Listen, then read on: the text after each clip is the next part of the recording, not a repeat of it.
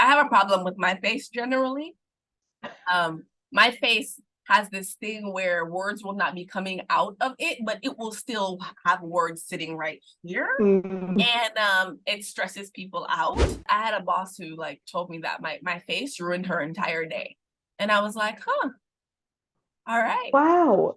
I am thrilled to have Christina Zoccoli as my guest today. With nearly 2 decades of event management experience, Christina is an accomplished and award-winning senior level events leader. She has a proven track record in spearheading communications, resource development, and seamless on-site event operations. Recognized by employers and industry associations, Christina excels in budgeting, profit and loss management, sponsorships, and floor plan development, driving maximum growth and productivity.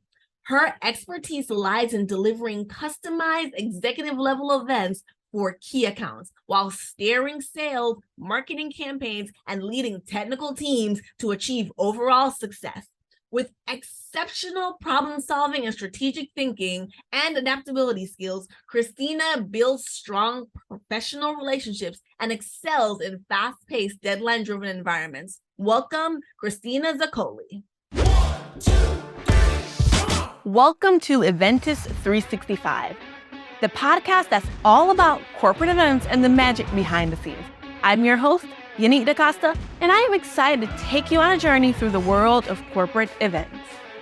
But before we dive in, let's talk about the stress of creating marketing material for your events. We all know how tough it can be when deadlines are tight and resources are limited, but guess what? YKMD Visual Communications has got your back. Our design firm specializes in working with corporate event professionals just like you, and we're here to help take the stress out of creating stunning graphics for your event. Our team of expert designers can deliver custom brand compliant designs in just 12 hours. So whether you need branding, signage, marketing materials, or anything else, YKMD's got you covered. Okay, now that that's done, let's start the show. All right, Christina, welcome. So you have a pretty impressive 20-year career that has seen you manage numerous events from local ones to international extravaganzas. This rapidly changing industry, how would you utilize technology to kind of streamline operations and to improve the event experience? Can you share some of your favorite tech tools or platforms? Sure. So I use a bunch of different ones. So we have a mobile app that benefits not only us as organizers, but attendees that come to the event, because they can have the floor plan right at their fingertips. If we have a conference component, they can pull up the agenda. At B2C shows, so at a Comic-Con, they can use it to scan QR codes at various booths. They'll get pop-up notifications like text messages that say certain booths are having contests, or there are signings going on here by, this character or that character. So that a good strong mobile app is one. ExoCAD or a Blueprint, which makes floor plans.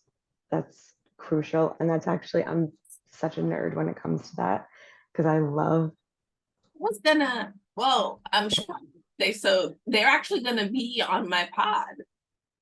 Really? I don't know what episode, but yeah, they're coming on to talk about their floor plans, their interactive floor plans. So that's really cool that you brought that up. Okay, continue. The interactive floor plans are fantastic. So I love creating the floor plans.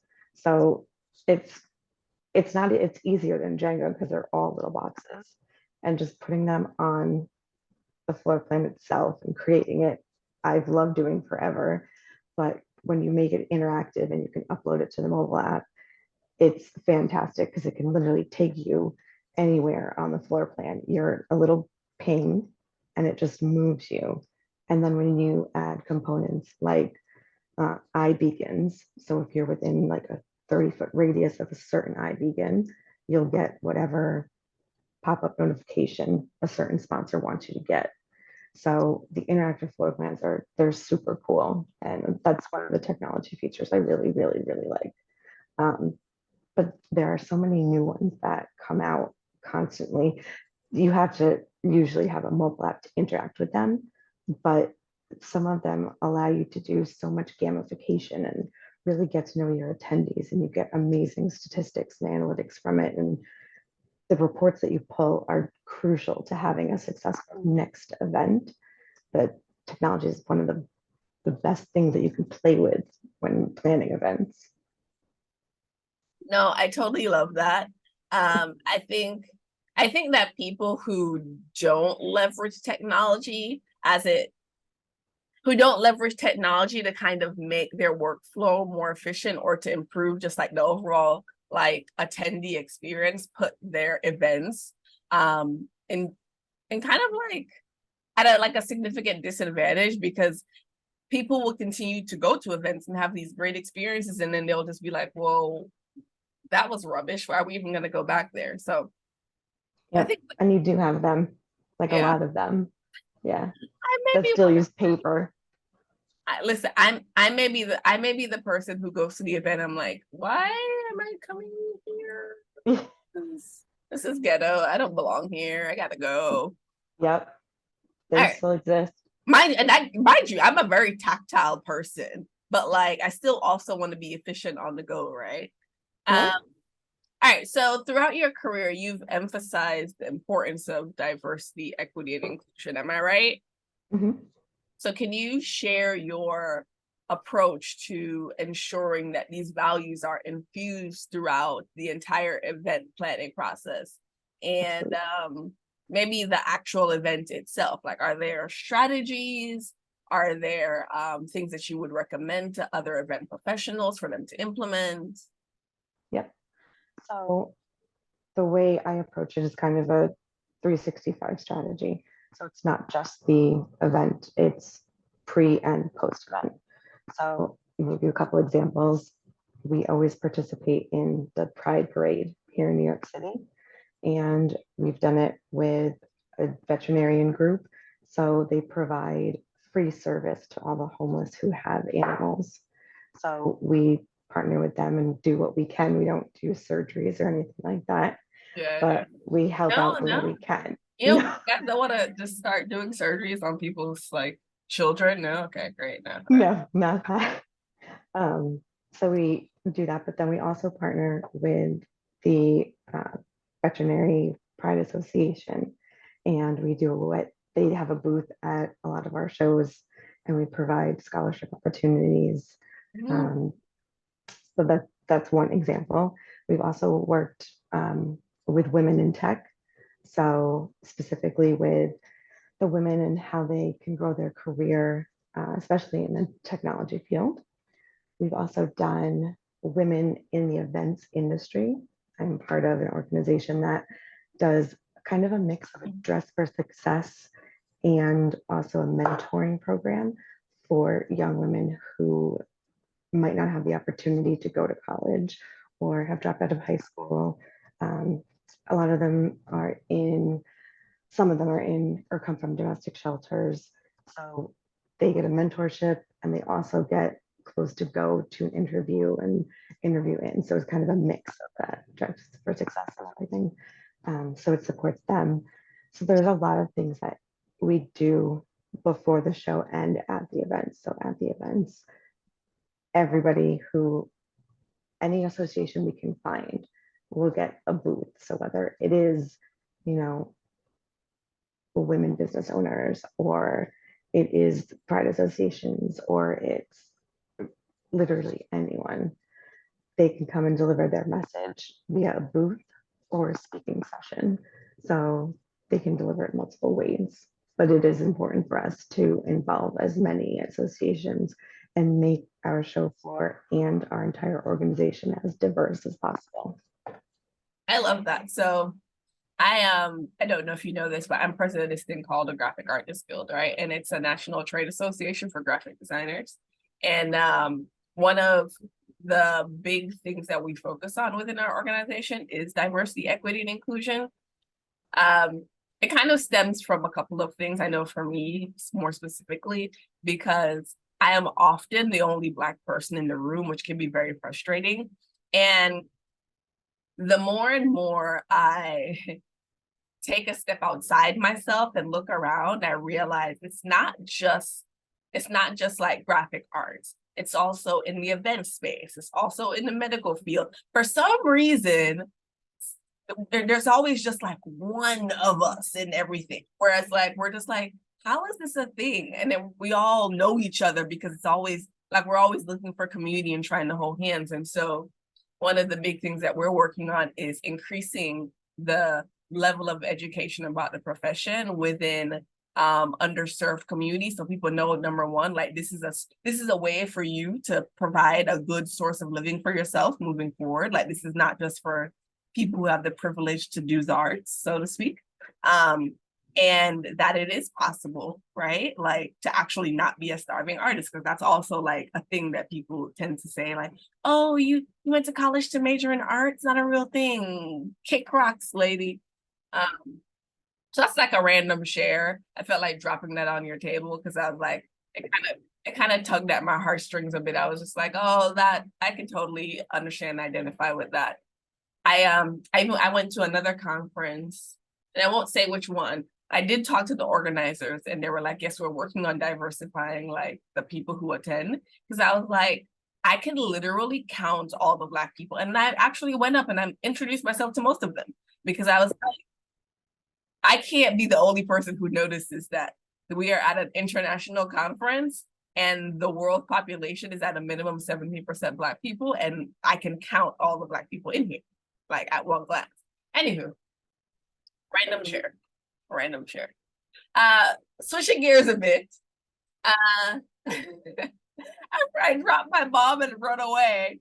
As like an event planning expert, you've been responsible for preparing budgets, managing profit and loss statements, sponsorships, and developing the floor plans, like you mentioned earlier.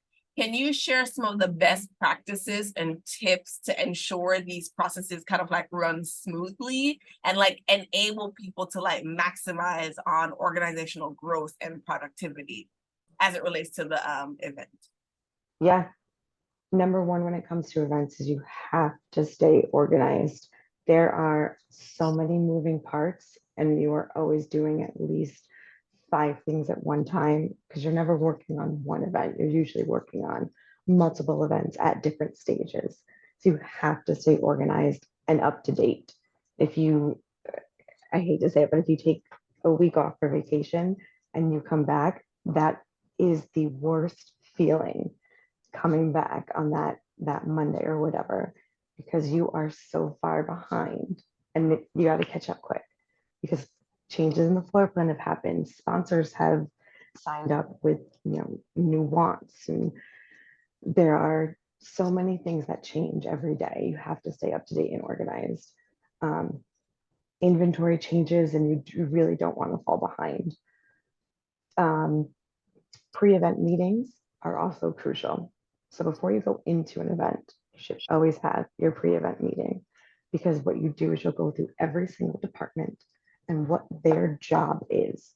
So what they've planned and what's going to happen once you're on site. And those meetings are the longest meetings, so probably 3-4 hours long.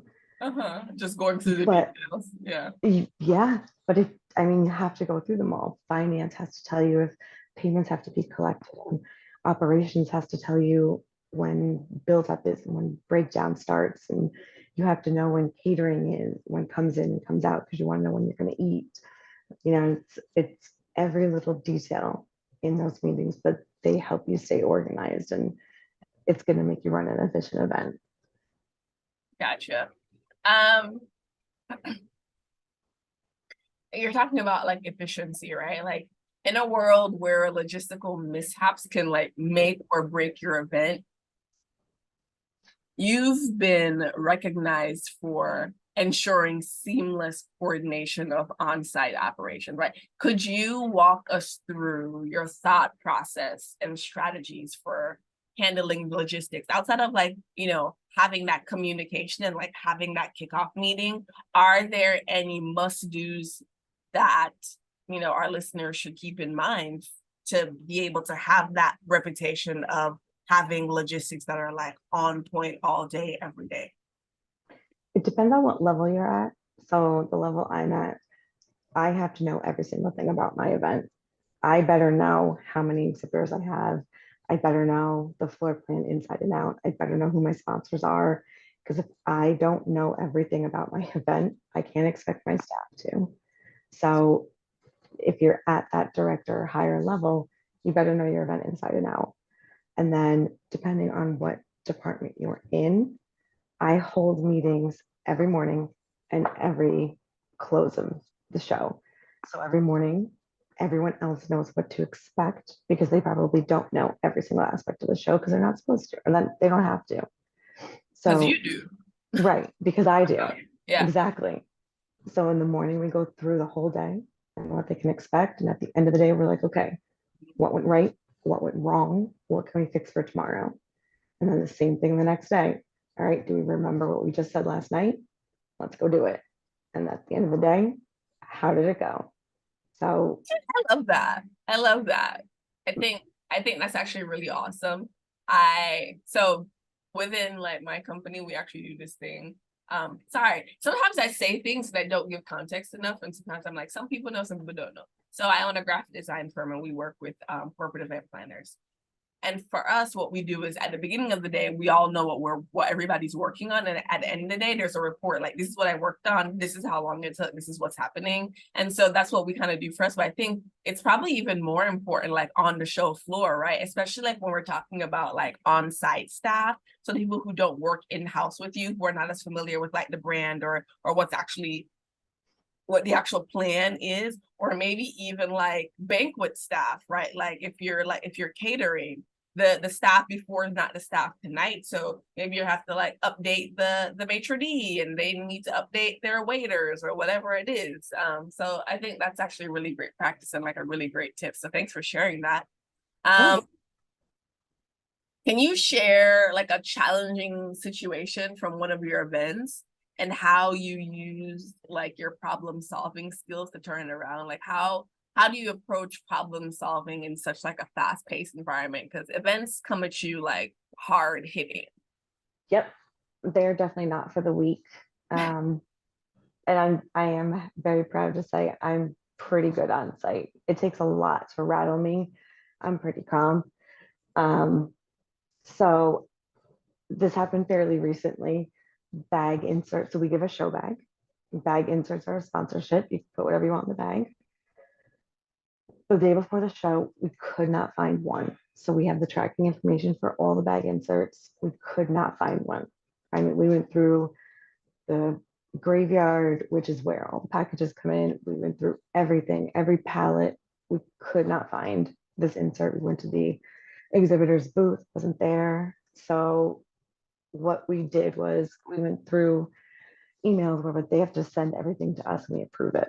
So we found their proof that we approved and I had it printed overnight and the entire staff came in early and we cut them. And instead of putting them in the bags, because the bags are stuffed the day before, there's nothing I can do about that. And I'm definitely not going to restuff 2,000 bags. We put them on the registration counter. So when the temps gave out the badges, they gave this insert with the badge. And with an issue that big, you have to tell the sponsor what happened. So I went to the sponsor that morning and I was like, look, this is what happened. And the guy was like, well, we actually forgot to ship them. And I had them in my hotel room, but they were so impressed that we printed them and handed them out. Hilarious. I know, right? It's like, and the only reason why it's hilarious is because you were probably freaking the hell out. That's the first thing. Absolutely. And you don't want to go to the sponsor without already having a solution. So you're like, okay, problem, find solution now, Yep. and then go. Exactly. Only to hear that someone didn't communicate and it wasn't you. Exactly. Which is hilarious. So they had given you the tracking number but didn't drop it off, or the shipping person didn't pick it up. Yep. That's horrible. That's bad. Okay. But like you said, I can't go to the sponsor without a solution. Yeah. Because people will look at you great, right? Like there's no way I mean, even if like something really bad happens where like within my business, like I'm still always okay, problem, solution, go. All right, no problem. I can give that to the client. It's bad news, but this is what we were able to do, and this is what you can expect moving forward. Otherwise, it's kind of Yeah. just like, please don't talk to me. Just leave me alone. Just why are we speaking? You're just setting yourself up for me to yell. Like, don't do Exactly. that. Yeah. I would have had to refund him. I don't want to do that. Right. Only to find out. Yeah, no. Okay, I love that. That's actually pretty awesome. So I think that's a good spin on customizing like executive level events. Wow, events. Apparently I can't talk. Can you share some like unique requirements you've had to fulfill for like key accounts? Like how do you ensure that these customizations align with the brand and the objectives of the event? Because I mean, sometimes executives, no shade, can be a little diva-ish. I mean, sometimes they've earned it and we can understand. But Oh yeah. So I've had clients that they target a specific group of our attendees. So they're invite only receptions, and they've asked for things like signature drinks, which that's usually fairly easy. Um, we had one that wanted their appetizers to start with the first letter of their name. So let's say their name was Zoom, for example. You'd have to have zucchini and then octopus and then oranges and then meatballs. Like okay, that was not as bad as I thought. So at first I thought you meant the first name of every person who was invited. I was like, oh my God. Like, No. and that's to tell you the level of ridiculousness I'm accustomed to hearing. So I was like, okay, well, that one's bad, but not so bad. Yep, that was one. It's usually always the client colors. So napkins. We had one that had an inappropriate slogan that they wanted printed on all of the cups. So we had to find a way around that because we Wait, still what was the organize. slogan? It was something about like we go down with the dogs, or we're down, or it was going down on something. Oh, So we, as the event organizer, it's still our event, even though it's hosted by another company. yeah, because that, yeah. So we had to find a way around that and told them if we could just print something a little less Exciting. inappropriate. Yes, we could just dull that down a little bit. Yeah, gotcha. But we've had specific requests for certain types of music that we've had to find, um, certain types of glitter, so like certain shapes of glitter that we've had to find. They do get very picky when it comes to a Interesting. big event. In the midst of all of that, like how do you keep your team motivated and focused? Like with all the nitpicking that happens, all the details, all the tension, like how do you keep your team motivated and focused, especially when working in such a challenging, deadline-driven environment? Like what's your secret to maintaining team morale? It's funny because I have a team that wears their emotion on their face. So when they are stressed out, you see it. So I'm always positive one, the one that's upbeat, the one that's smiling. So what I do with them, and they make fun of me all the time, I celebrate all small wins, every single small win. If somebody who's usually like 5-10 minutes late, they show up on time one day, I am jumping around like an idiot, and I'm celebrating them like it's their birthday. Or if somebody, does their hair different on site, I'm celebrating them. If someone, looks particularly sharp that day, I'm going to celebrate them. I go out of my way to act ridiculous to keep them smiling, because you can't take everything so seriously. I mean, they're events. We're not putting a man on the moon. We're not doing heart surgery. Yeah. It's an event and it's supposed to be fun. Unless you're working at like the vet charity, maybe. No. Okay, just kidding. Yeah. We're not doing that kind of surgery. Okay, no, I think that's pretty cool. Like maintaining a decent sense of humor. I have a problem with my face generally. My face has this thing where words will not be coming out of it, but it will still have words sitting right here. And it stresses people out, because even there are times where like my general mood and temperament is good, but my face says, this is a problem and it needs to be fixed. But it's a problem in my head that is being solved for, not a problem that I want any like external help or feedback with. And so people will be like, well, what's wrong?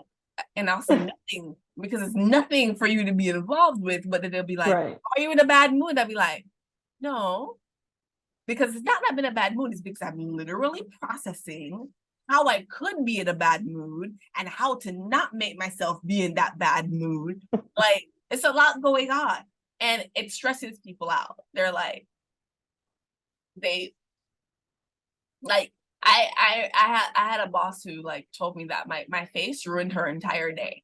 And I was like, huh, all right. Wow. Yeah. And I was like, well, I was just sitting at my desk minding my business. What a thing to say. It was 7 o'clock in the morning. So I used to get into work somewhere between like 7 and 9. So 9 was the required time to get in. But my boss got in like 6:37. So if you got in like after 7, it was almost like you were late, because she had already filled up your inbox with all the things. So I would just go at 7 and I would like get like whatever I could get done. And then by 9, we would have like a meeting, which was supposed to be in at 9. But the expectation is that we're actually supposed to be at our desk at 8:50, because we need 10 minutes to get our coffee and start our computer and then actually go into our 9 o'clock meetings. But yeah, no, I don't think I'll ever forget that. It wasn't a great day after that. That happened at 7 a.m., but she called me into her office around 2:30 to tell me that my face ruined her entire day. You ruined her whole day. Yeah. It was. Can you imagine like me telling my subordinate, who I'm responsible for, that my emotional intelligence is at its peak best, and somehow I allowed their face to ruin my day. So I kind of love that you just decided like, yeah, I'm just gonna, keep a good sense of humor to keep things light around here. As long as they're being efficient, who cares? But That's yeah, how I feel. As long as it. they're doing their job, I don't care. I love it. All right, so building and maintaining professional relationships, right? It's a critical part of your role, not just with your team, but also like your vendors and your sponsors who don't ship you things, or maybe they did, or maybe they didn't. We don't know. Well, we do know, because he said it was in his room. Could you share some tips on, forging long-lasting professional relationships with clients, stakeholders, and like interdepartmental teams? Like, how do you manage these relationships to meet individual and business goals?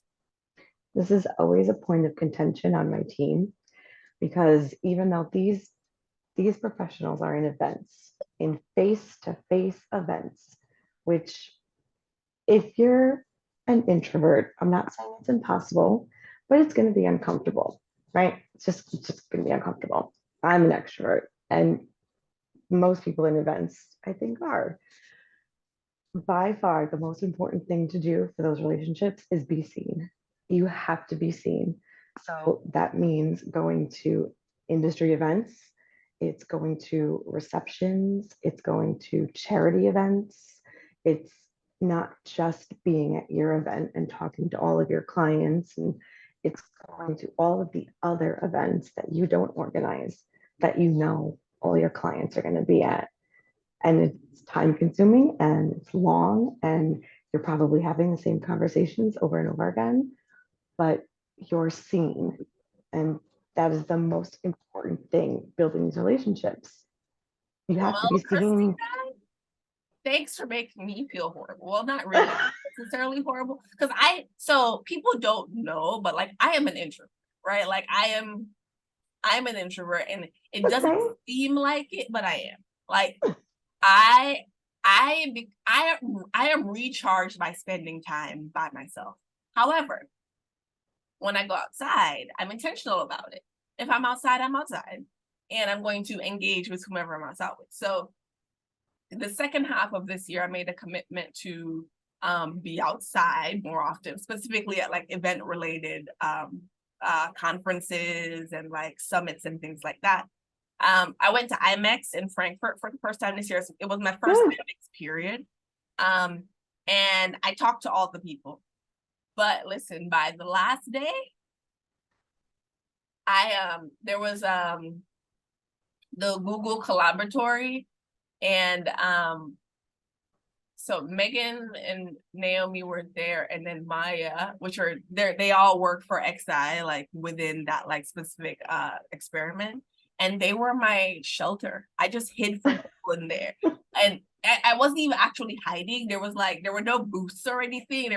I was just sitting in there in a seat. And I said to them, I'm gonna sit in here and take a break. And they said, well, that's fine. And then I think Megan handed me these like earplugs that I could put in my ear to reduce the noise. So I could just kind of be alone, but not. It was hilarious. But I think I'm starting to get that feeling a bit more in terms of like having like being seen and being present at these varying events, like might actually really matter more within this industry than anything else.